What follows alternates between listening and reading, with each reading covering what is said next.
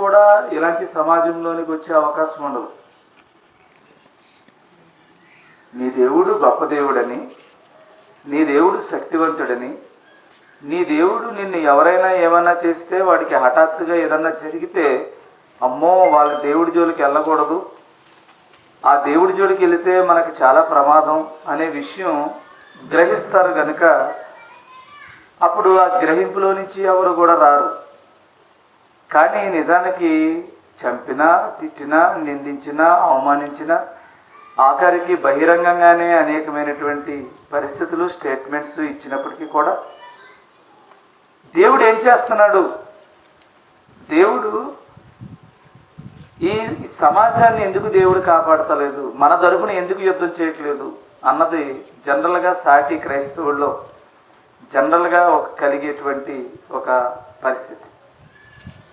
అలాంటప్పుడు మరి మిగతావాడు ఇంకొక కొత్తవాడు ఎవరైనా సరే, అంటే దేవుణ్ణి ఎరుగుదామని అనుకున్న వచ్చేవాడికి రావడానికి అవకాశం ఉంటుంది. అప్పుడు ఇలా రాగానే యేసు ప్రభువుని నమ్ముకున్న బిడ్డలు ఎవరి జోలికి వెళ్ళినా వాడు కాలిపోతామో, వాడి ఇల్లు కాలిపోవడమో జరిగితే అమ్మో ఆ దేవుడు శక్తివంతుడు, అందుకని మనం వెళ్ళడానికి వీల్లేదు బాబోయ్ అని భయపడి నీ దారిలోకి రావడానికి అవకాశం ఉంటుంది. నువ్వే ఒక దిక్కుమాలివాడిలాగా ఎవడేమన్నా మాటనం, ఎవడు నిన్నేమన్నా ఏమి చేయలేవు, ఎవరన్నా నీకు సపోర్ట్ చేసేవాడు ఉండడు, నేను ఏమన్నా సరే అడిగే దిక్కు లేదు. అలాంటి పరిస్థితుల్లో ఇంకొకడు ఎవడన్నా నమ్మడానికి ఏం ఆవిష్కారం ఉంటుందంటారా? సో అందుకని ఈరోజు ఇలాంటి విషయంలో ఒక మాట మీరు నేర్చుకోవాలి. ఎప్పటి నుంచో మీకు నేను చెప్తూ ఉంటాను, నీకైనా దేవునికైనా ఒకటే ఆజ్ఞ. ఏమ్మా ఏంటి నీకైనా దేవునికైనా ఆజ్ఞ అంటే ఏంటి? ఏది దేవుడు నీకు ఇస్తానన్నాడో, ఏది దేవుడు నీకు చేస్తానన్నాడో అదే చేస్తాడు.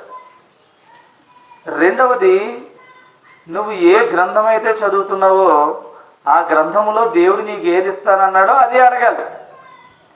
ఇంకా రెండవది ఏది అడిగినా ఆయన ఇవ్వడు. ఒకవేళ ఇస్తే నువ్వు ఆయన వాడివి కాదు. ఈ కొలమానాన్ని గురిగా పెట్టుకుని ప్రతి క్రైస్తవుడు బ్రతకాలి. ఇక్కడ జాగ్రత్తగా మనం గమనిస్తే క్రైస్తవ సమాజం అనేది ఎలా నిందించబడమైనా, చంపబడమైనా, దూషింపబడమైనా, నిందలు వేయబడమైనా మనకి ఉంటుందని దేవుడు చెప్పాడా, ఉండదన్నాడా? ఉంటుందనే కదా చెప్పాడు. అందుకని ఆయనను వెంబడించే వారికి సిలువను ఎత్తుకునే పని ఉంది కదా. మరి ఇంక మనం ఇందులో బాధపడాల్సిందేముంది, ఇందులో ధర్నాలు చేయాల్సిందేముంది, ఇందులో మనం గొంతు చించుకోవాల్సిందేముంది? చెప్పాడు కదా దేవుడు ఇలా జరుగుద్దని. చెప్పాడా చెప్పలేదా? చెప్పాడమ్మా. మరి చెప్పినప్పుడు మనం మాకు న్యాయం జరగట్లేదు అనేది, న్యాయం ఎందుకు జరుగుద్ది? అసలు న్యాయం నీకు ఎందుకు జరగాలంటున్నాను నేను. ఇక్కడ అన్యాయము చేయబడితేనే కదా నీకు పరలోకం అనేది వచ్చేది. ఇక్కడ నీకు న్యాయం జరిగిపోతే నువ్వు ఇంకా పరలోకం ఎందుకు వెళ్తావు? అర్థమవుతుందా?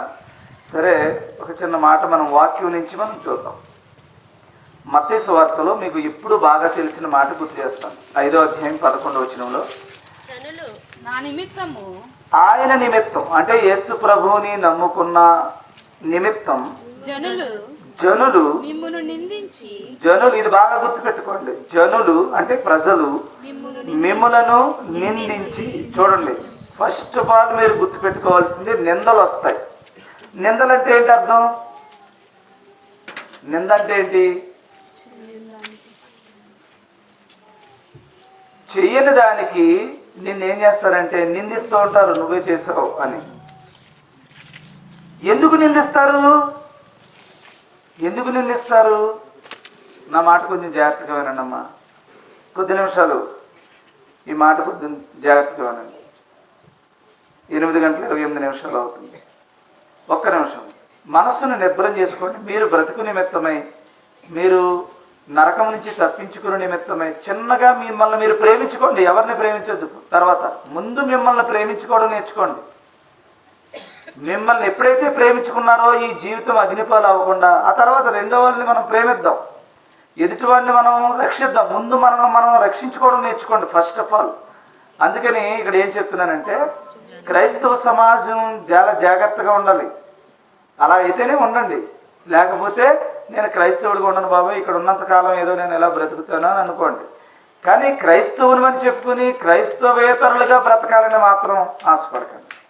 ఏమా ఆశపడకండి. ఏ ఉద్యోగానికి వెళ్ళావో ఆ ఉద్యోగం గురించి ముందు తెలుసుకుని ఆ ఉద్యోగం చేయాలి అంతే తప్ప అక్కడికి వెళ్ళిన తర్వాత ఇదే ఉద్యోగం అని ధర్నా చేయకూడదు. ముందే నీకు చెప్తారు వాళ్ళు ఏం చేయాలో ఏం చేయకూడదో చెప్తారు. మనం కూడా అలాగే చేయాలి. నన్ను మళ్ళీ ఎక్కువ ఎగ్జాంపుల్ చెప్పనివ్వకండి. ఏమో కొంచెం ఇలా కాన్సన్ట్రేట్ చేయండి, నేను త్వరగానే ముగిస్తాను. అయితే క్రైస్తవుడు చూసారా మళ్ళీ చెప్పే పాయింట్ మిస్ అవుతుంది అనమాట. నేను అనుకున్న ఫ్లో మిస్ అయింది. మళ్ళీ ఏం చెప్పాను అన్న దగ్గరికి వస్తుంది. మళ్ళీ మిమ్మల్ని నేను సిద్ధపడ్డాను, నేనేదో ప్రిపేర్ అయిపోయి అలాగా బైహార్ట్ చేసి అమ్మ అవు ఇల్లియగా అని చెప్పట్లేదు కదా. ఆ దేవుని యొక్క జ్ఞానాన్ని నేను మైండ్ పెట్టి దేవుని మీద ఆధారపడి నేను చెప్పాలి. నాకు మాట ఎవరు అందిస్తలేదు. నేను అక్కడ ఉంటే ఇలా చదువుతలేదు. నేను చదివేది నా సొంత మాట అయితే ఏదైనా చెప్పొచ్చు. బైబిల్ ప్రకారంగా వెళ్ళాలనుకున్న వాడిని కనుక బైబిల్ ప్రకారంగా వెళ్ళాలంటే దేవుడు నాకు ఆ మాట అందించాలి. అప్పుడు మాత్రమే నీకు నేను చెప్పగలుగుతున్నాను. ఏదో సొంత మాట అయితే బోళ్ళని. కాబట్టి నేనేమంటున్నానంటే నిందలు వస్తాయి. ఫస్ట్ ఆఫ్ ఆల్ మీరు గుర్తుపెట్టుకోవాల్సింది, ఆర్ యు రెడీ? మీరు పరలోకం చేరుకోవాలంటే మీకు దేవుని బిడ్డలుగా మీరు ఉండాలనుకుంటే ఫస్ట్ ఆఫ్ ఆల్ ఫేస్ చేయడానికి రెడీగా ఉండాలి. ఏంటది? నింద నా మీద వేస్తారు, నేను చెయ్యని దానికి నిందించబడతాను. నిందించబడినప్పుడు నేను ఎలా రియాక్ట్ అవ్వాలి? నింద వచ్చిందా చెయ్యని దానికి నువ్వు ధన్యుడివి అని బైబిల్ చెప్తుంది. ఏమా గుర్తుపెట్టుకోండి, నిందలు వస్తాయి. వచ్చినప్పుడు ఎందుకు కంగారు పడాలి? మనం బాధపడతాం, మనుషులుగా ఇబ్బంది పడతాం, అయ్యో ఏంటనుకుంటాం, కంగారు పడిపోతాం. కానీ దేవుని జ్ఞానం మనకి గుర్తొచ్చిన తర్వాత మనం ఏమైపోవాలి? సెటరేట్ అయిపోయి నేను ధన్యుడిని అవుతున్నాను. అందుకని ఇది భరించటానికి దేవా నాకు శక్తినివ్వని దేవుని మనం ప్రార్థన చేయాలి. అదే పరిశుద్ధాత్మ గురించి దేవుణ్ణి మనం అడగమని చెప్పాడు. సాధించలేనిది సాధించటమే పరిశుద్ధాత్ముడు దేవుడు మనకివ్వడం కదా. అందుకని నిందలు వస్తాయి, మనకి వస్తాయి. ఇంకెప్పుడు నింద వచ్చిందని దేవుని దగ్గర నువ్వేమీ ఆడాల్సిన అవసరం లేదు. ఎందుకని నీకు పరలోకం కావాలంటే క్వాలిటీ ఏంటి? నిందలు వస్తాయి. రెండవది ఏమవుతుంది? ఏమా హింస. హింస ఎలా ఉంటుంది? హింస ఎలా ఉంటుందమ్మా? హింసించడం అంటే ఏంటి? నిందే చాలా కష్టమైపోతున్నది. అలాంటిది ఇంకా హింస అంటే ఎలా ఉంటుంది? హింసించటం. ఒక భార్యని ఒక భర్త కొడుతున్నప్పుడు, చెయ్యని దానికి అంటున్నప్పుడు, అంటున్నాడు, నిందేశాడు, నువ్వు చేసేది తప్పు, నువ్వు పలానా అని అబద్ధాన్ని నీ మీద ఏదో చెప్పాడు. చెప్పినప్పుడు నింద నీ మీద వేసినప్పుడు అదే నింద దానికోసమే కుములు చేస్తుంటే మళ్ళీ పైగా నువ్వు తప్పు చేసావని వచ్చి హింసించాడు అనుకో, కొట్టాడు అనుకోండి, అప్పుడు నువ్వు భరించగలుగుతావా? చూడండి ఎలా ఉందో క్రైస్తవ్యం. మనం రాంగ్ రూట్లో వెళ్తున్నాం. క్రైస్తవం అంటే మనం ఏమనుకున్నామంటే ప్రార్థన చేస్తే పక్కింటి చచ్చిపోవాలన్నట్టు ఉంటుంది మనది. మనకి ఎలా ఉంటుందంటే మన ఎవడైనా ఏమన్నాడా దేవుడు చూస్తున్నాడు రా అన్న వచ్చేస్తుంది మనలో. నో, రాదు. దేవుడు పలికడా నువ్వు దేవుడు వాడివి కాదు. ఇది బాగా కీనోట్ చేసుకోవాలి మీరు. దేవుడు సహాయం చేయడా అంటే అవసరమైనప్పుడు ఎక్కడెక్కడ నేను రక్షించాలో చూస్తాడు అంతే. ఆయన ఉన్నంత వరకు నీకు ఎక్కడెక్కడ మేలు ఉంటుందో, మేలు అంటే ఏంటి, ఎక్కడెక్కడ హింస ఉంటుందో అక్కడ పెడతాడని కదా. హింస అనేది ఉంటుంది. అప్పుడు అలా ఆయన చేళ్ళు మంది దావడ మీద కొట్టాడు. చేయలేదురా బాబు అని మాటలతోనే చచ్చిపోతుంటే ఈసారి ఇంకా ఏకంగా ఏం చేశాడు? చేయి చేసుకున్నాడు. ధరిస్తావా? ఏం చేస్తావు? నెక్స్ట్ ప్లాన్ ఏం చేస్తావు? హింసకే ఏదో ప్లాన్ చేస్తావు ఆయన మీద కదా. హింసించటమప్పుడే హింస కాదు, నిందించినప్పుడే ఇంకా మొత్తం ఒక ఇంటికి 10 ఇంట్లకి అప్పుడే సెట్ చేస్తాను. దీనికి చూడండి, తప్పించుకోవడానికి మనం చేసే ప్రయత్నాలు కామైపోవాలి. మనం నిందిస్తాడా ప్రభు అని ప్రార్థన చేసుకుని సిద్ధంగా ఉండాలి. రెండవ మాట హింస. ఇంక మరి నేను రెచ్చగొట్టాలి, నిన్ను ఏదో ఒక రకంగా ప్రభు సన్నిధి నుంచి దూరం చేయాలి, ఏదో ఒక రకంగా క్రైస్తవుడనే దేవుని యొక్క నామాన్ని తుడిచివేయాలి. కాబట్టి ఇప్పుడు ఏం చేయాలి? మరి నువ్వు మాట్లాడతలేదే. నిందిస్తే నిందతోనే అయిపోయింది అనుకోటి పని. ఇంకా నీ జోలు కుట్టే పని లేదు. ఇంకా నిందతోనే నువ్వు ఫెయిల్ అయిపోయావు.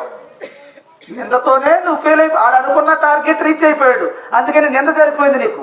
రెండవ మాటకు వచ్చేసరికి ఇంక నువ్వు దాంట్లో నిలకడగా ఉండేసరికి అబ్బాయికి కావాల్సింది ఏంటంటే హింస పెట్టాలి. చేయలేమని కొట్టాడు, అప్పుడేం చేస్తావు? అప్పుడు దేవునికి స్తోత్రం, నన్ను కొట్టినందుకు దేవుడు నిన్ను క్షమించుగాక అంటావా? కొట్టగలిగితే కొట్టేస్తారు చూస్తావు, కొట్టలేకపోతే మొత్తం మీ చుట్టాలందరికీ ప్లాన్ చేస్తావు. అంతకీ ఏమి చేయకపోతే ఏమ్మా మెట్ల మీద కొబ్బరి నూనె రాసేస్తావు.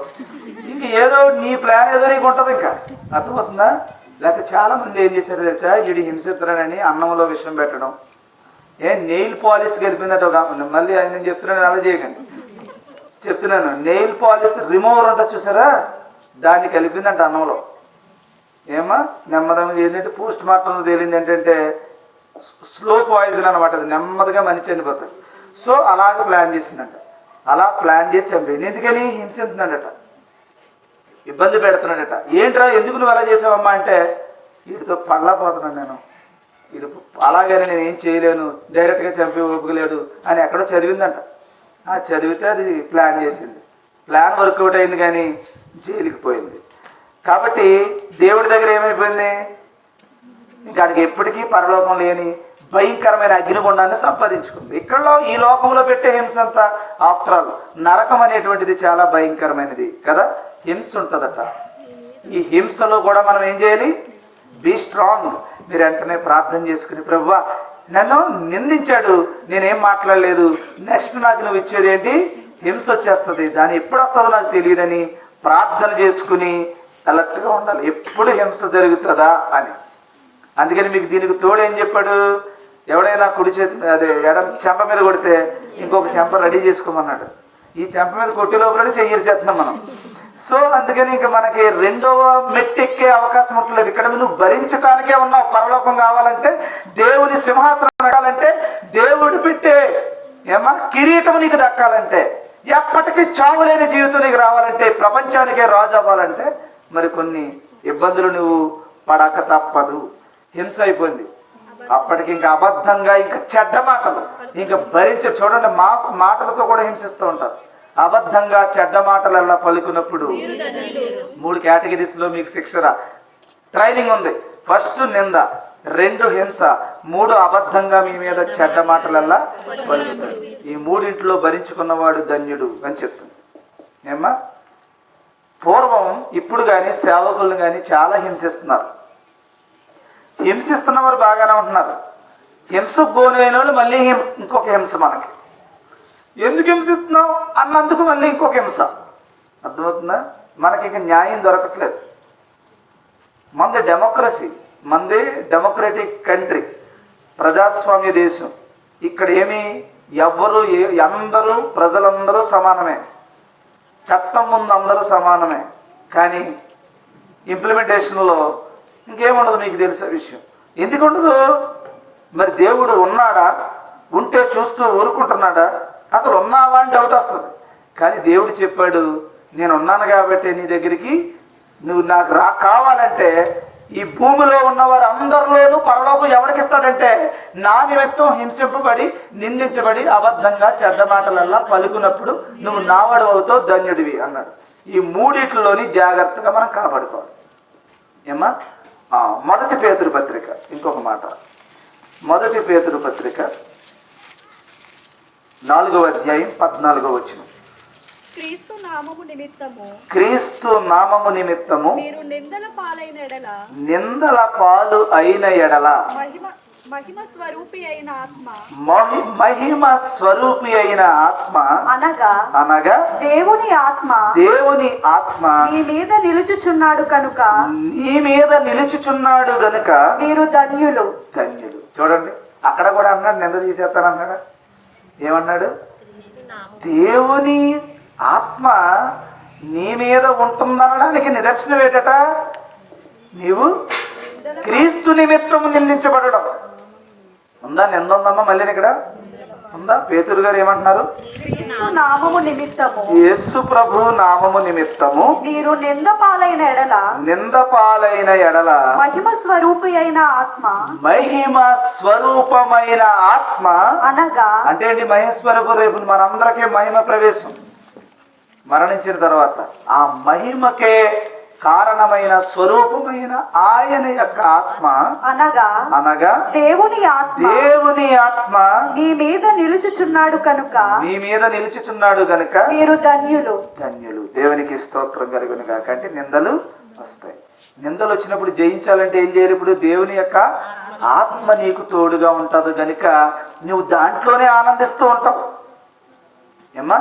కాబట్టి నిన్ను రక్షించేది కాపాడేది ఏంటంట? నిందబడినప్పుడు, హింస జరిగినప్పుడు, అబద్ధంగా నీ మీద చెడ్డ మాటలల్లా పలికినప్పుడు నీవెవరివి?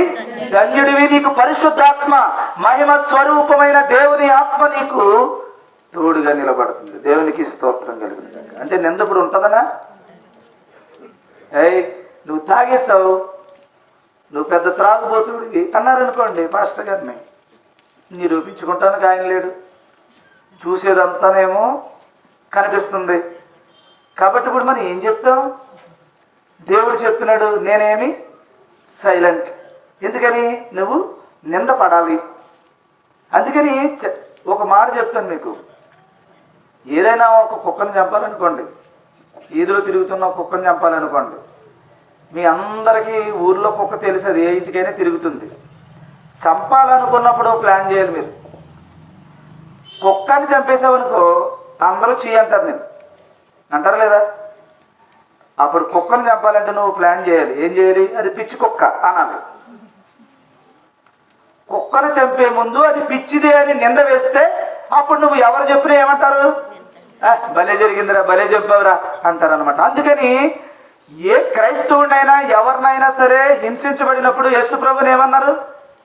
అసలు యేసుప్రభు మీద వేసిన అన్ని నిందలేనా?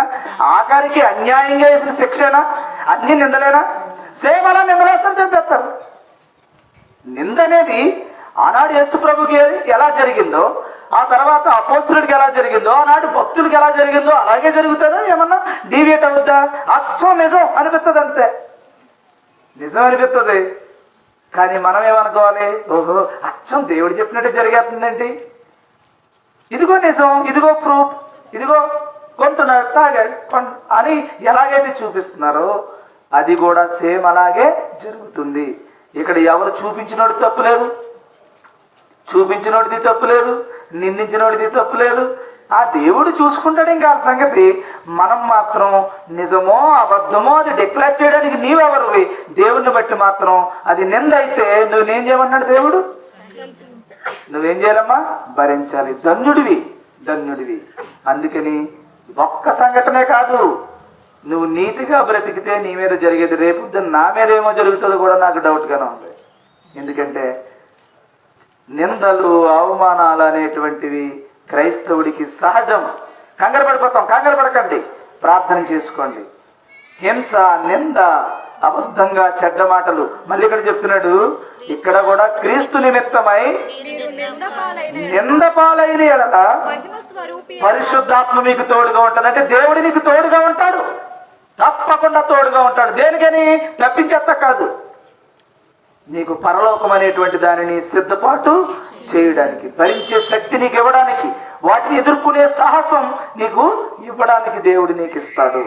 అందుకని ఇప్పుడు అందరికీ మనకి జరుగుతాయమ్మా ఇలాగా. నిజంగా నువ్వు పరలోకం వెళ్ళాలంటే నిందలు వస్తాయా? కంగారు పడిపోకు, జగడాలు పెట్టుకోకు, కంగారు పడిపోకు, ప్రార్థన చేయి. నేనేమంటారు? మా అయితే నిన్ను కానీ నన్ను కానీ ఏమంటారు? ఇది కూడా ప్లాన్ చేస్తుంది చూసారు.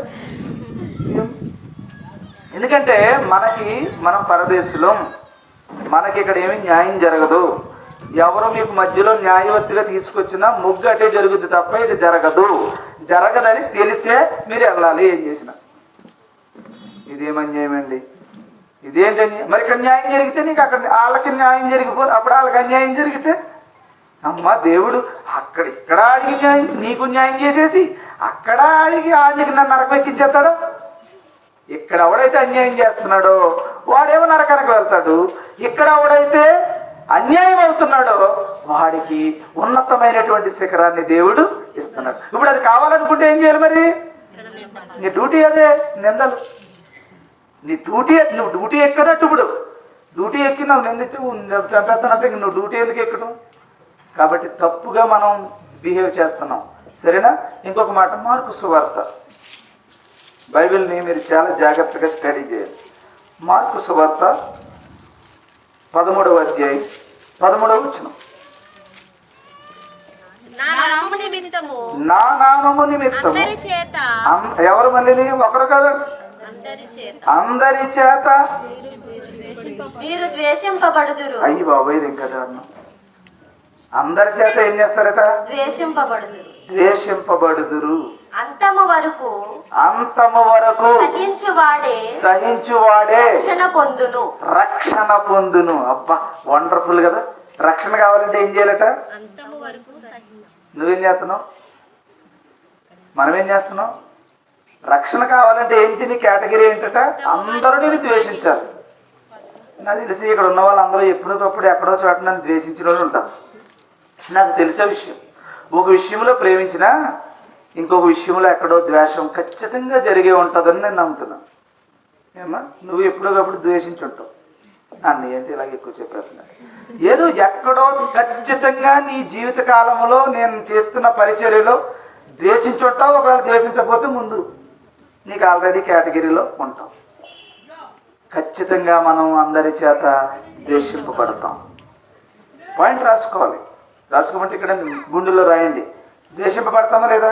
మరి ద్వేషింపబడితే ఏంటి ప్రభు, నాకు ఎలాంటి అన్యాయం జరిగిందని ఎందుకు బాధపడాలి చెప్పండి? చెప్పేశాడు కదా దేవుడు. చెప్పేసిన తర్వాత మళ్ళీ నాకు వి వాంట్ జస్టిస్ ఏంటమ్మా? There is no justice here. ఇక్కడ ఎప్పుడు కూడా అన్యాయముగా యేసు ప్రభును గుద్దినట్టే నిన్ను నిందిస్తారు, అవమానిస్తారు. మహా అయితే ఏం చేస్తారు చెప్పండి? ఇప్పుడు నేను ఉన్నాను, ఏ యాదవాడు అన్నాడు అనుకోండి, ఎస్ యాదవని. కాసేపు ఏం చేయాలి? ప్రభువా నన్ను యాదవని అన్నాడు, ఆయన చనిపోయి కాదు, వాడిని ఏం చేయాలి? దీవించు ప్రభువా, నన్ను పరలోకం ఎక్కించి వాడు పాతాళానికి దిగిపోతున్నాడు, ప్రభు అన్నీ కూడా కాపాడు, నన్ను ఎక్కించడానికి ఆ మాట అన్నాడు. నన్ను ఎక్కించేవాడే. ఇప్పుడు యోధ ఇస్కరియోతు యేసుప్రభుకి అలా చేయబట్టి యేసుప్రభు తండ్రి కుడిపార్శ్వన కూర్చున్నాడు. ఈడి పని ఏమైపోయింది పాపం? అగ్నిపాలు అయిపోయింది కదా. పాపం వాడిని కాపాడు. మనం ఏం చేయాలి? ఇప్పుడు ఎవరైనా తిడుతుంటే నిన్ను నరికేస్తాను అన్నాడు అనుకోండి, దేవా దీవించు ప్రభువా అనాలి. ఆయనకి ఎవడరాడు అసలు? ఎవడరాయుడు? చంపేస్తానంటే దీవించు అంటాడు. బాగా తిట్టిన తర్వాత, బాగా అలసిపోయిన తర్వాత, తిట్టి తిట్టి తిట్టి అలసిపోయి ఓ పక్కన జారబడిపోయిందని కావిడ, అక్క టీ తాగు, మళ్ళీ తిడితే కానీ మన క్యారెక్టర్ అది. అక్క టీ తాగక్క, ఫోన్లో తిట్టి నువ్వే కదా, దేవుడు నేను దీవించుగా, కానీ టీ ఇవ్వు, టీ తాగి మళ్ళీ తిట్టక్క పర్లేదు అని చెప్పగలిగే దమ్మున్నవాడే క్రైస్తవుడు. చెప్తున్నాను. అలా నువ్వు కాలేని పక్షంలో నువ్వు క్రైస్తవుడు కాదు. ఒకరోజు తయారవు, క్రైస్తవుడు అవ్వడానికి ట్రై చేయి, అట్లీస్ట్ ట్రై చేయి. దేవుడు తన ఆత్మ ద్వారా నీకు అవకాశం ఇస్తాడేమో. ఎంత నిందించాలో, ఎంత అవమానించాలో, ఎన్ని చేయాలో you are ready to face it. తప్పకుండా నువ్వు వాటిని ఏం చేయాలమ్మా? సిద్ధంగా, మనసు సిద్ధం చేసుకో, సిద్ధం చేసుకో. అందరూ ద్వేషిస్తారట. అందరి చేత మీరు ద్వేషింపబడి ఇప్పుడు ద్వేషింపబడుతూ అంతం వచ్చేదాకా సహించువాడే రక్షణ పొందును. మళ్ళీ 2 రోజులు వచ్చుకుని 3వ రోజు రెచ్చిపోయావనుకో, వచ్చినప్పుడే కాయలు కాసింది అంజూరపు చెట్టు, కాసినప్పుడు రాలా. అది ఆ రోజు కాయ రాకపోవచ్చు, దానికి ముందు ఎన్నోసార్లు కాయలు కాసింది. అర్థమవుతుందా? ఆయన వెళ్ళేసరికి మాత్రం కాయ. మనం ఎప్పుడు కాయ లేదో అప్పుడే ఆకులు తీసి కాయలు వేసేయి మొదలకి. అందుకని జాగ్రత్తగా ఉండండి అన్నాడు. ఎప్పుడు ఎక్కడ ఎలా జరుగుద్దో. అందుకని ఏమన్నాడంటే, నిల్చున్నానని అనుకోకు, పడిపోకుండా జాగ్రత్తగా చూసుకో. వాళ్ళకి మాత్రమే ఏరుతున్నాడు పరలోకం, వాళ్ళకి మాత్రమే సిద్ధం చేస్తున్నాడు. రేపు ఈ ప్రపంచం అంతా తలకిందలైపోద్దండి.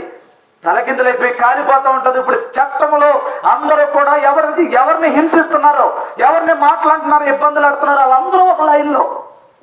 వీడేమో రాజుగా కాలు మీద కాలు వేసుకుని, ఒకప్పుడు పనికిరాని లాజరు ఇప్పుడు పనికి వస్తున్నాడు. అక్కడ ఆయన్ని పంపించవా? ఎవరిని? మరి ఒకప్పుడు పనికిరానిదే గేటు దగ్గర. రేపొద్దున నువ్వు ఎవరికైతే ఈ లోకంలో నువ్వు అవసరం లేదో, ఎవరు నేను నిందించారో, ఇదే రోడ్డు మీద నేను అవమానించారో, మళ్ళీ అదే రోజు మళ్ళీ నీకు ఇది వచ్చేస్తుంది. అప్పుడు నువ్వు రాజుగా ఉంటావు, నీ కాలు కింద ఉంటాడు. అందుకని సొలొమోనుని సింహాసనం ఎక్కనివ్వకుండా ముందుగానే రాజుగా ప్రకటించేసుకున్నారు.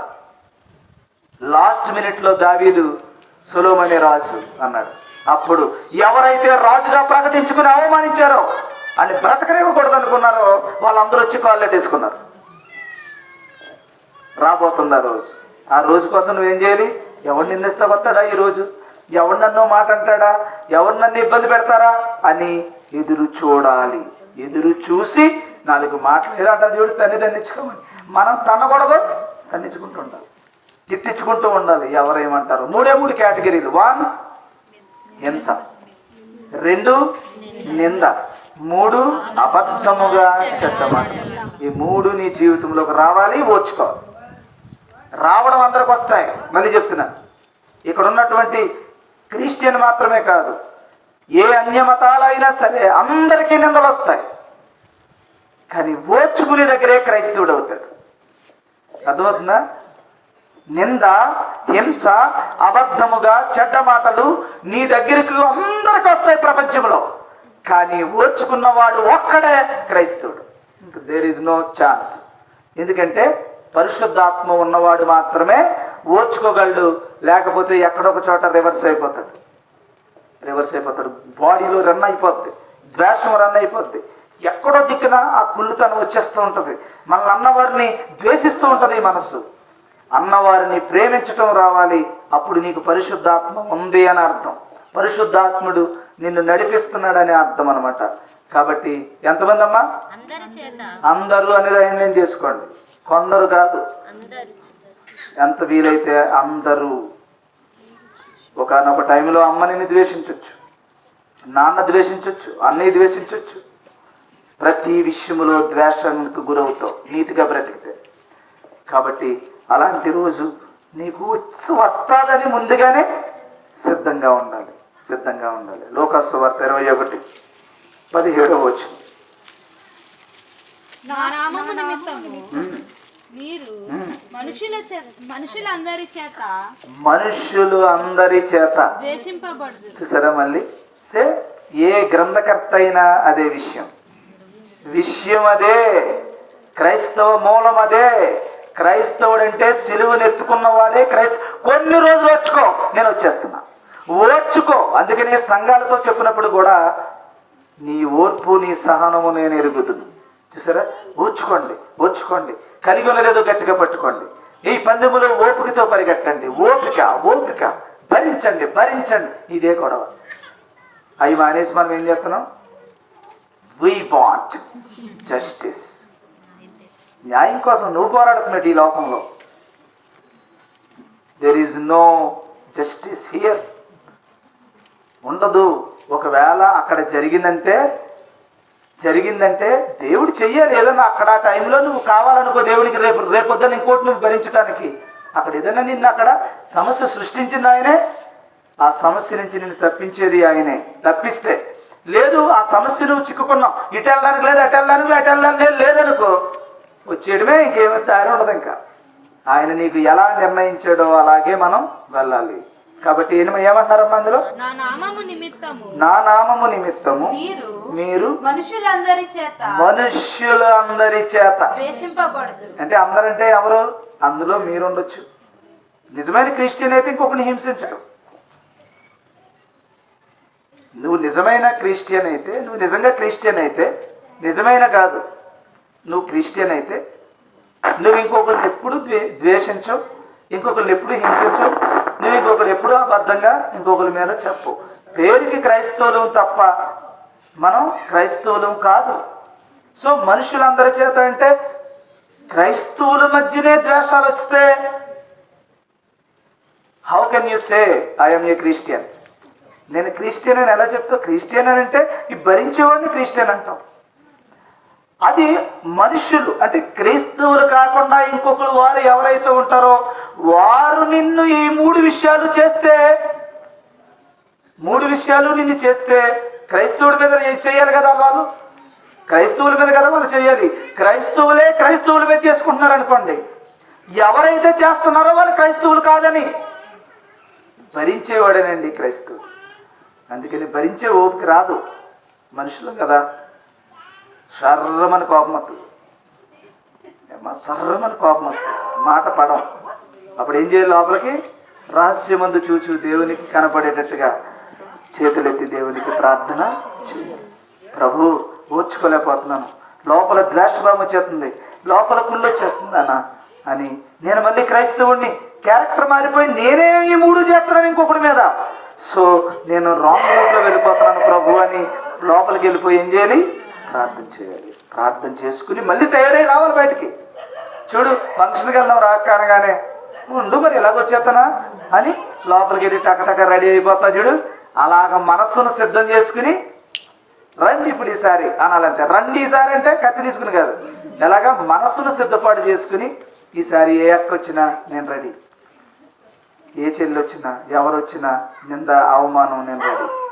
అప్పుడు ఏం చేస్తున్నాడు? అమ్మా రెడీగా ఉంటే నేను ఎందుకు వస్తాను అని రెడీగా లేనప్పుడు వెళ్ళాడు అంజూరపు చెట్టు దగ్గరికి యేసు ప్రభు. అంత జాగ్రత్తగా ఉండాలన్నమాట క్రైస్తవం అంటే.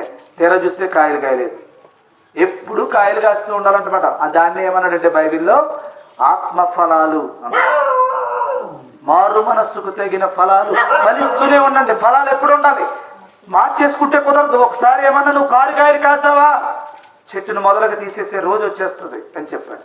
కాబట్టి ఫైనల్గా ఇంకొక మాట, ప్రకటన గ్రంథాన్ని ఒక మాట మనం చదివి ముగించుకుందాం. ప్రకటన గ్రంథం 2వ అధ్యాయం 3వ వచనం.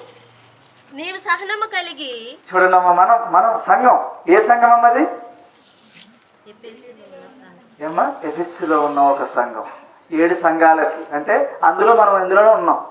ఏమ్మా, ఉంటే, లేకపోతే సంఘం లేదు, నువ్వు పెట్టుకున్నావు అంతే. కాబట్టి ఇప్పుడు ఈ సంఘాన్ని ఏమంటున్నాడమ్మా? మనం సంఘాన్ని ఒకవేళ మనం అంటున్నారని మీరు అలా ఓర్చుకుంటే మన సంఘాన్ని అన్నాను అనుకోండి, మన సంఘాన్ని అందామా? ధైర్యం సరిపోతుందా?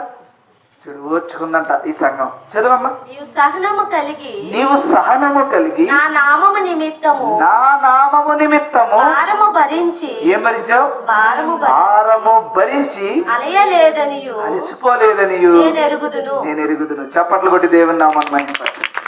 మనం ఈ క్యారెక్టర్ అలసిపోకూడదు. దేంట్లో అలసిపోకూడదు? ఏమా? భారం. ఏ భారం? నేను చెప్పిన కాంటెక్స్ట్ నుంచే చెప్పండి. భారం ఏది? ఎంత భారం నిందా? ఏమ్మా, నేను ఒక కాటా బస్తా మోసేసేవాడిని. 75 కేజీలు 100 కేజీలు బస్తా కూడా నేను మోసేసేవాడిని. మోయడమే కాదు, ఎత్తుకుని ట్రాక్టర్ మీద వేసేవాడిని, పైకెక్కి నిచ్చెన వెంచి.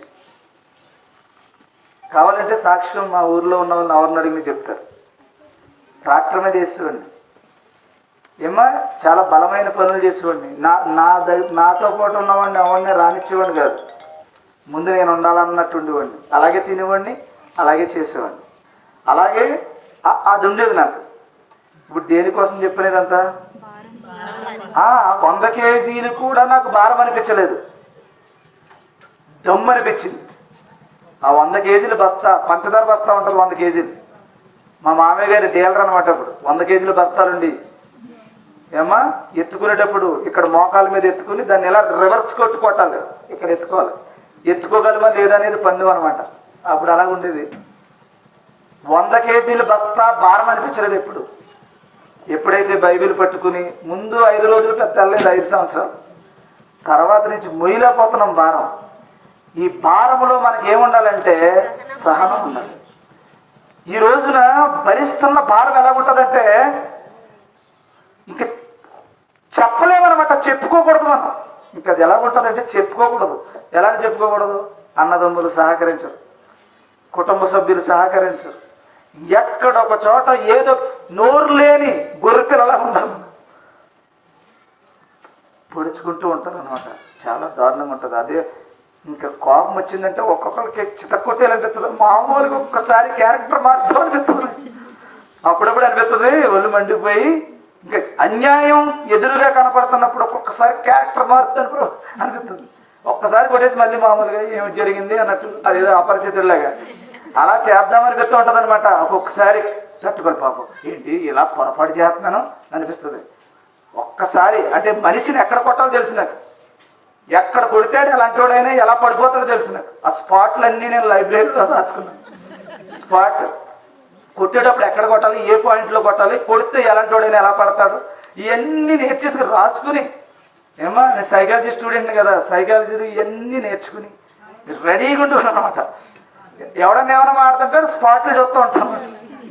ఇంకా అలాగా ఉండేది. ఒక్కసారి జస్ట్ ఒక రిలీఫ్ ప్రభు, ఒక్కసారి నాలో ఉన్న కసంతా ఒక్కసారి వెళ్ళి మొత్తం చడుగులేడేద్దాం అనిపించేస్తుంటుంది. ఒకసారి అంటే భారం భరించలేనప్పుడు చూడండి, ఎప్పుడైనా ఎక్కువ జ్వరం వచ్చినప్పుడు అమ్మా అంటూ ఉంటారు, భారం భరించినప్పుడు అయ్యో అంటూ ఉంటారు. బయట నుంచి కోతలు వచ్చేస్తూ ఉంటాయి, తెలుసు కదా మీకు అది. ఆ కోతలు వచ్చేస్తూ ఉంటాయి. ఎందుకని? మామూలు జ్వరం అయితే అలా కూర్చొని ఉంటారు. లోపల కుదిపేస్తుంటే లోపల మాట మరి ఏం చేస్తుంది, కోపం వచ్చినటువంటి పళ్ళు నూరేస్తూ ఉంటారు. అలాగే లోపల ఉన్న బరువు భరించలేనప్పుడు ఏమనిపిస్తుంది, అప్పుడు ఏం చేయాలి తెలుసా మీకు? భరించలేనప్పుడు లోపల పోవాలి. ప్రభు మళ్ళీ అందరికీ తెలిసేలాగా ప్రభు దేవా అన్నామనుకో, మనకి సామెతల్లో రాశాడు ఏమా గట్టిగా సహోదరుడి కట్ట, ఏమా గొప్ప శబ్దంతో సహోదరుడికి హెల్ప్ చేస్తున్నట్టు ఉందా చూసారా? అలాంటి పరిస్థితికి వచ్చేస్తాం. మళ్ళీ గట్టిగా అంటే నలుగురికి తెలాలని చేసే వేషధారణ వచ్చేసినందుకు మళ్ళీ దేవుడు నిన్ను క్షమించడు. సరే, ఇప్పుడు ఏంటంట మాట, నీవు సహనము కలిగి నీవు సహనము కలిగి నా నామము నిమిత్తము చెప్పాలి. ఏంటమ్మా? నా నామము నిమిత్తము భారము భరించి భారము భరించి అయ్యలేదనియు నేను ఎరుగుదును. అలిసిపోకూడదండి. మనం అలిసిపోలేదు. అలిసిపోకుండా ఈ రోజంతా ఇంకా భరించలేకపోయాను నేను. ఈరోజు పొద్దుటి నుంచి ఈరోజు నేను ఇంకెక్కడికి వచ్చేదాకా భరించలేకపోయినంటే నమ్మను. భరించలేదంటే చూసేవాడికి ఏం కనపడకపోవచ్చు, అది నేను ఎంత భరించానో నాకే తెలుసు అనమాట. చాలా భరించాను. మళ్ళీ మాట తోలకూడదు, మాట తేడా రాకూడదు, అబద్ధం ఉండకూడదు. నిన్ను నువ్వు కాపాడుకోవడం అంటే నాకు తెలుస్తుంది. బయట ఉండడం చాలా ఈజీ అండి, నలుగురిని కలుపుకోవడం ఇంకా ఈజీ, నలుగురిని నమ్మించడం ఇంకా ఈజీ. అందుకని అనేకమైన ఆడపిల్లల్ని అనేక మంది నమ్మిస్తున్నారు, అనేక మందిని మోసం చేస్తున్నారు, అనేక మందిని చావు కారణమవుతున్నారు, అనేక మంది నమ్మిస్తున్నారు, అనేక మందిని చంపుతున్నారు, అనేక మంది జీవితాలతో చెలగట్టమాడుతున్నారు. అది పెద్ద మ్యాటర్ కాదు. నీకు నాలెడ్జ్ తెలిస్తే చాలు, లోక జ్ఞానం. ఎవరినైనా ఎక్కడైనా ఎలాగైనా పడగొట్టచ్చు. కాబట్టి అది రేపొద్దున నా నిత్య నరకంలోకి నిన్ను తీసుకెళ్తాడు. భరించటం రావాలి. అది దేవుని యొక్క వాక్యమును బట్టి రావాలి. ఎక్కడ తేడా వచ్చినా నీ సహనము నేను ఎరుగుదునన్న మాట పోద్దు మనకి. అందుకని ఓర్చుకోండి. వీ వాంట్ జస్టిస్ వద్దు మనకి. జస్టిస్ ఉండదు. మళ్ళీ చెప్తున్నాను, నిన్ను కొట్టినా అడిగేవాడు ఉండడు. రేపొద్దున ప్రకటన గ్రంథంలో ఉంటుంది, పరలోకం నుంచి వచ్చిన ఇద్దరు ఉంటారు, వాళ్ళిద్దరిని కూడా చంపి రోడ్ల మీద పడేస్తారు. శవాన్ని కూడా తీసుకెళ్లే దమ్ము ఉండదు ఎవరికైనా. శవం అలాగే ఉంటుంది అంతే.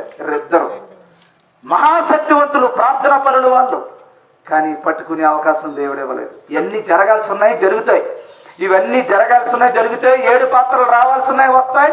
బోరలు మోగాల్సి ఉన్నాయి, మోగుతాయి. ఎవడు ఎంత క్రూరంగా ప్రవర్తించాలో ప్రవర్తించేస్తాడు, ప్రవర్తించేనేమండి. Don't worry. నువ్వు మాత్రం ఏం చేయాలి? అయ్యో ఏంటి అన్యాయం? నో, అన్యాయమే ఇందులో ఏమి. ఇంక నువ్వు మళ్ళీ అన్యాయం నాకే జరిగింది, జరుగుతేనే క్రైస్తవుడివి. నువ్వు జరగలేదా దేవుడు నిన్ను దీవిస్తాడు, తీసేస్తాడు. చిచ్చి పనికి మాల మాటలు ఎక్కడ తీసేస్తే ఇప్పుడు చెప్పినవన్నీ ఏమి? సంఘంతో ఏం చెప్తున్నాడమ్మా? భరించలేకపోతావు. నీ సహనం నేను ఎరుగుదును. అలిసిపోలేదని నాకు తెలుసు. దేంట్లో అలిసిపోలేదు? భరించటంలో. సంఘానికి దేవుడు ఇచ్చిన క్వాలిటీ అది, అంతే తప్ప మనం ఏంటమ్మా ఏం చేస్తాం? మాకు అన్యాయం జరుగుతుంది. నువ్వు వద్దండి, మనం క్రైస్తవులమి, నిందించడానికి, ఇబ్బంది పెట్టడానికి, కష్టపెట్టడానికి సాతాను సంసిద్ధంగా ఉన్నాడు. నువ్వు ఎదుర్కోవడానికి నువ్వు సిద్ధంగా ఉన్నావా? That's the matter. కొద్ది రోజులే. ఎన్ని రోజులు? ఇక్కడ గుడి చదువుని ఇక్కడ ఏదో అనుకోకు, ఇదేమీ లేదు, ఇదంతా అబద్ధం. లోకానికి నిజం, నీకు అబద్ధం, ఇదంతా అబద్ధం. ఎదుగు చూడి ఇలా బరక వేసుకున్నారు, పర్లేదురా, బరక వేసుకుంటే ఏమంటే నీతిగా బ్రతకాలని మనస్సులో సిద్ధపాటు చేసుకోవాలి. వాళ్ళు చూసి కూడా అనుకుంటాడు, ఈ బిల్డింగ్ కట్టుకున్న వాళ్ళ, ఆ బిల్డింగ్ కట్టుకున్న వాళ్ళ, నాకు ముందు ఈడేం సరిపోతాడు రా. This is my building, this is your heart.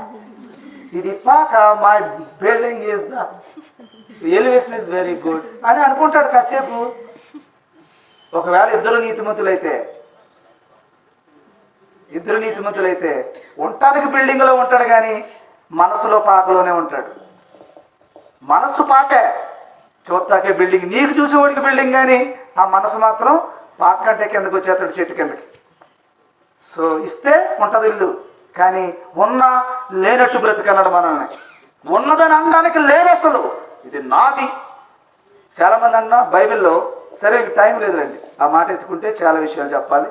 నాది నాది నా నా నా నా అన్నాడు, అంతే పోయాడు మొత్తం. ఉందా అందులోని?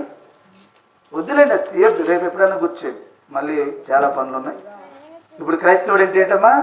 భారము భరించి నిందలు, అవమానాలు, అబద్ధంగా చెడ్డ మాటలు, హింసలు, దేవుని చిత్తమైతే హతసాక్షులు, దేవుని చిత్తమైతే హతసాక్షులు, ఓర్పు, సహనం, భరించటం. అప్పుడు ఫైనల్గా దేవుడు నీకు ఇచ్చేది రక్షణ.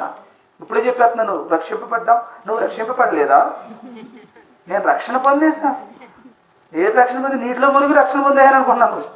అమ్మమ్మమ్మ, ఈ మూడింటిలో మునుక్కుంటూ వస్తేనే రక్షణ అనేది రేపు దేవుడు నీకు ఇస్తాడు. అప్పటి వరకు నువ్వేమంటున్నావంటే, పొందాను, ఇంకో చేస్తున్నాను కాబట్టి పొందు, ఇప్పుడు దేవుడు వస్తే నేను వెళ్తాననే నిరీక్షణలో, విశ్వాసంలో నమ్ముతున్నావు అంతే. యథార్థత ఇంకా ఎవరికి జరగలేదు. కాబట్టి ఇప్పుడు ఎప్పుడైనా అలాగంటారా? నాకే ఎందుకు శ్రమలు? మరి నువ్వే క్రైస్తవుడు కాబట్టి, నువ్వు క్రైస్తవుడు అయితే ఏం చేయాలమ్మా? భరించడానికి రెడీగా ఉండాలి. నువ్వు క్రైస్తవుడు కాకపోతే ఏం చేయాలి? తిడతాక రెడీగా ఉండాలి. ఏది కావాలి నీకు? పవర్ కావాలా? సేవ కావాలా? యేసుప్రభు ఏం చేశాడు? పవర్ వద్దు, పవర్ నాయి. దేంట్లో రావాలి? కిందకి పాలుడైపోవాలి. అందుకే పాదశుద్ధి మేము చెయ్యం. అంటే దాని అర్థం ఏమిటి? నేను తగ్గను, నేను అక్కడ రాజుని. ఏ రాజు? ఇక్కడ రాజులు ఎవరు లేరు, యేసుప్రభువే వచ్చి ఇది అయిపోయాడు. రాజు ఎప్పుడవుతాడు? రక్షణ పొందిన తర్వాత అవుతావు రాజువి. ఆ రాజు అనేది నీకు వంశం మారిపోద్ది, నీ కేటగిరీ మారిపోద్ది, నీ శరీరం మారిపోద్ది, నువ్వు ఉండే స్థలం మారిపోద్ది. ఆ రోజు వరకు అప్పటిదాకా నువ్వు ఎవరివి? కట్టేత్తమే. ఏది పాదశుద్ధి రోజు మీకు చూపించాను కదా, నడుము కట్టాలి. నడుము కట్టి ఏం చేయాలి? నీ పరువు ప్రతిష్ట. అప్పుడు పెదరాయిడు కదా, ఇలాగెలా తిప్పి ఇలాగేసేది. ఇప్పుడు మనం ఏం చేయాలి? అబ్బే అది నిలబెట్టకో కిందే. అందుకనే పాదశుద్ధి చేసినప్పుడు తీసి ముందు అది పక్కన పాడే, నువ్వు ఎవడవో పాడేశాక కట్టు. ఎంత తగ్గిపోవాలి? ఒకటి పాదం కిందకి. ఇంక దాసుడు అంటే పాదాలు కాళ్ళు కడుగుతున్నావు అంటే ఇంక నువ్వు ఎవడవే? దాసుడు. ఆ క్యారెక్టర్ మీ దగ్గర ఉందా? పాదశుద్ధి రోజు చేయండి రా బాబు అంటే ఎవరి కాళ్ళ మీద నీళ్ళు వేసుకుని వచ్చాను. ఇంకెందుకు చేయడు? నీళ్ళు వేసుకుని వస్తే కుదరదు. అక్కడ చేయకపోయిన పర్లా, నీ క్యారెక్టర్లో మాత్రం ఏం చేయాలి? తగ్గించుకోవాలి. సరే మరి ముగించరా? అలాగే ఉంటారా? మనం అలాగే ఉందామా? ఓర్చుకుందామా? చూడండి, రేపు రెడీగా ఉన్నాడు సాతాను. ప్రార్థన చేసుకుని సిద్ధంగా ఉండండి. దేవుడు మిమ్మల్ని దీవించిన గాక. నిజమైన క్రైస్తవ్యం కాదు, క్రైస్తవుడు అంటేనే ఇది. దేవుడు మిమ్మల్ని దీవించిన గాక. ప్రార్థన చేసుకుందాం. ప్రేమ కలిగిన తండ్రి, పరిశుద్ధ నీ ఘనమైన నామమునకు స్తోత్రం. ఈ లోకంలో ఏం సంపాదించామన్నది కాదు ప్రభువా, క్రైస్తవుడిగా ఎలా బ్రతికామన్నదే విషయం. కొద్ది రోజులే, నాకేమీ లేకపోయినా పర్వాలేదు నాయన, నాకు 10 మంది లేకపోయినా పర్వాలేదు, నాకు ఎవరు సహాయం చేయకపోయినా పర్వాలేదు, నాకు ఎవరు అన్నం పెట్టకపోయినా పర్వాలేదు, నాకెవరు న్యాయం తీర్చకపోయినా పర్వాలేదు, నన్ను ఏ విధంగా హింసించినా పర్వాలేదు, ఆఖరికి నా శవాన్ని రోడ్డు మీదకి లాగినా పర్వాలేదు, నీ రాజ్యానికి మాత్రం నేను వారసుడిగా రావాలి. ఇలాంటి స్పిరిట్, ఇలాంటి పరిశుద్ధాత్మ శక్తితో మాట్లాడగలిగే దమ్ము ఒక్క క్రైస్తవుడికి తప్ప ఈ లోకంలో ఎవ్వరికీ లేదు తండ్రి, ఎవ్వరికీ లేదు. ఎవరైనా ఈ లోకాన్ని ప్రేమిస్తున్నారు, ఎవరైనా ఈ లోకాన్ని అనుభవిస్తూ ఉన్నారు, ఎవరైనా ఈ లోకంలో గొప్పగా తాను కనపరుచుకోవాలనుకుంటున్నారు, తగ్గించుకోవాలనుకోవట్లేదు తండ్రి. నీ సంఘం అయితే ఎఫెసీ సంఘానికి నువ్వు చెప్తూ, నీవు నీ సహనం, నీ ఓర్పు నేను ఎరుగుతున్నా, నీవు భరిస్తున్న ఆ భారము నాకు తెలుసు ప్రభు. ఈనాడు ఈహెచ్హెచ్ చర్చ్, ఈహెచ్హెచ్ అనేది మేము పెట్టుకున్న పేరే, కానీ నీలో కట్టబడిన, నీ నామం పేరట కట్టబడిన ఈ చర్చ్లో ఉన్నటువంటి వారందరూ భరించగలిగితే, ఓర్పు సహనం ఉండగలిగితే ఎత్తబడే సంఘం ఈహెచ్హెచ్. అలాంటి ఉన్నతమైనటువంటి స్థితి ఈ సంఘానికి దయచే ప్రభు.